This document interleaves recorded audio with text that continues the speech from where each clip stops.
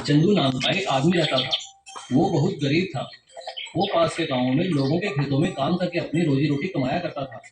सभी लोग उसे मेहनत मजदूरी दिया करते थे और खाने को खाना भी दिया करते थे।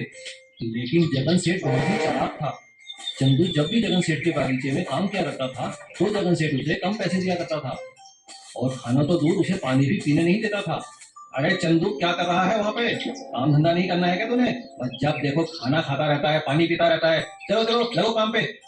हाँ सेठ जी, बस जरा प्यास लग गई थी, अब अभी सारा काम खत्म कर देता हूँ। हाँ हाँ, ठीक है ठीक है।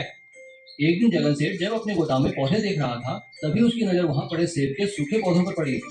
अरे ना जाने ये मुंशी जी कहाँ से उठा लाए हैं पौधे, सूखे ही पड़े हैं, क्या करो इनका।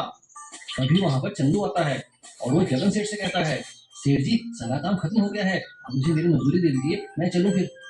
तभी सेब के सूखे पौधों को देखकर जगन सेठ को एक आइडिया आता है और वो चंदू से कहता है, अच्छा अच्छा इधर आ, एक काम कर, ये सेब के पौधे हैं, ले जा इन्हें अपने आंगन में लगा लेना। सेठ जी मैं इन पौधों का क्या करूंगा, ये तो वैसे ही सूखे हैं। ले जाने हैं तो ले जा, वरना जा यहाँ से, कुछ नहीं मिलेगा। चंदू चुपचाप वो सेब के सूखे पौधे उठाता है और अपने घर के आंगन में जाकर लगा देता है। वो उन पौधों की बड़े अच्छे से देखभाल करता है।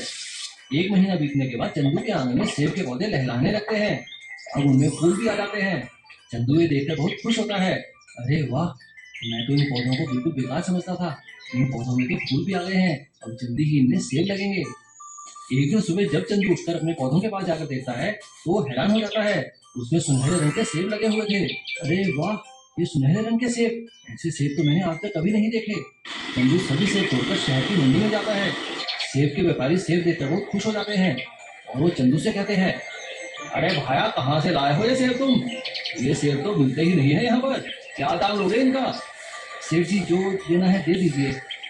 अब भैया मैं तो इनका 1 लाख रुपए दूंगा। क्या कहा, 1 लाख रुपया? अच्छा अच्छा ठीक है, 2 लाख ले लो।